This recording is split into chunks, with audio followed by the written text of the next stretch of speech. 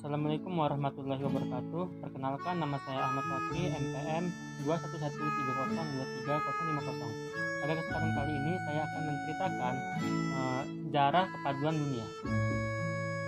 Kepaduan dunia berawal dari pemikiran seorang pemuda Inggris yang merangkum dan menulis pengalaman saat dia bertugas di India dan Afrika. Pemuda tersebut adalah Lord Baden-Powell of Dewey, yang nama lengkapnya adalah Robert Stephen Smith Baden-Powell, namun lebih dikenal dengan Baden-Powell. Baden-Powell lahir pada tanggal 22 Februari tahun 1857 di London. Ayahnya seorang profesor geometri di Universitas Oxford yang bernama Domin Baden-Powell, yang meninggal ketika Stephen masih kecil. Baden-Powell bergabung dengan pasukan Kuras ke-13 di India pada tahun 1876. Kemudian pada tahun 1888 sampai 1895, Baden-Powell bertugas di India, Afghanistan, Zulu, dan Ashanti. Semasa Perang Boer, Baden-Powell bertugas sebagai staf dan pasukan kerajaan Inggris, yaitu pada tahun 1896 sampai 1897. Menjadi kolonel pasukan berkuda di Afrika Selatan, dan pengalaman terkepung oleh bangsa Boer di kota Mafring, Afrika Selatan selama 170 hari setelah makanan.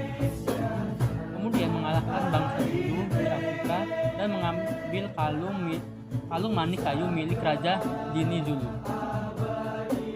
Pengalamannya itu dia tulis menjadi sebuah buku yang berjudul Edge to Scouting, yang sebenarnya untuk memberikan petunjuk kepada tentara Inggris agar dapat melakukan tugas penyelidikan dengan baik.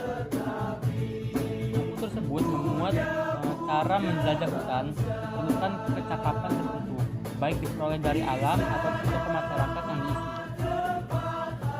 Buku tersebut berisi tentang cara menjelajah hutan diperlukan kecakapan tertentu, baik dengan alam maupun dengan tokoh masyarakat yang ada di situ.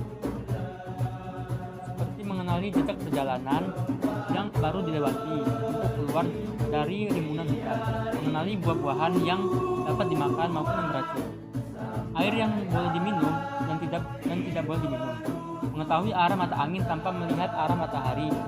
Untuk menguji kebenaran buku itu, 21 orang yang menamakan kelompok Boys Bridge mengundang Baden-Powell bersama-sama membuktikannya, mengadakan perkemahan di Pulau Bones, yaitu di daerah Islandia, pada tanggal 25 Juli 1907.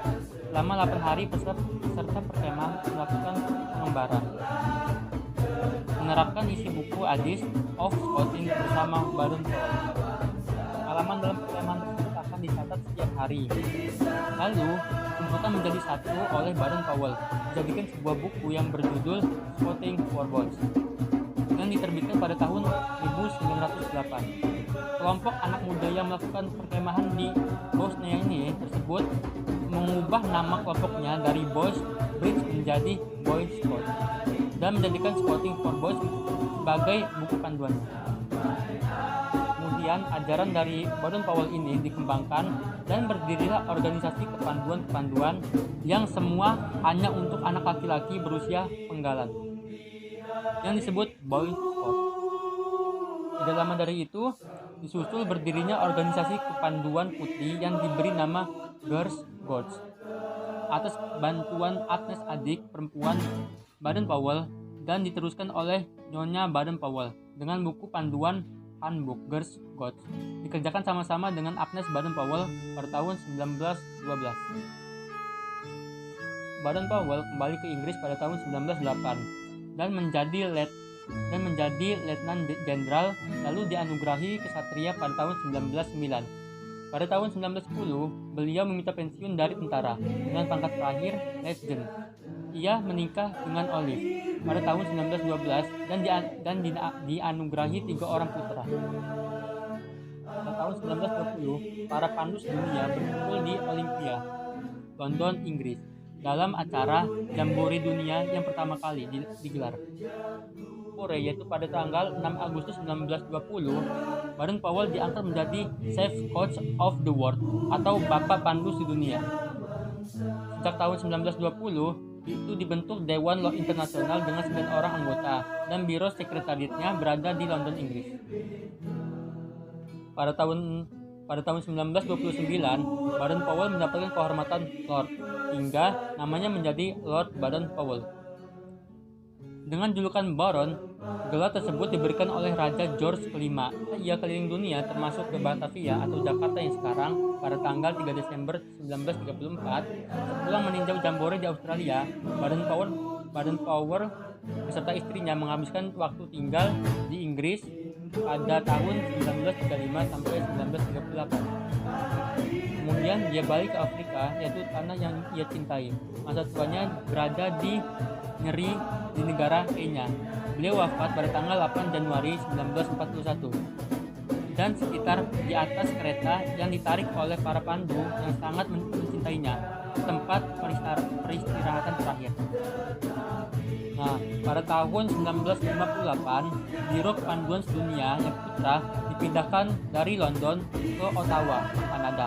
Pada tanggal 1 Mei 1968, dipindahkan lagi ke Geneva, Swiss.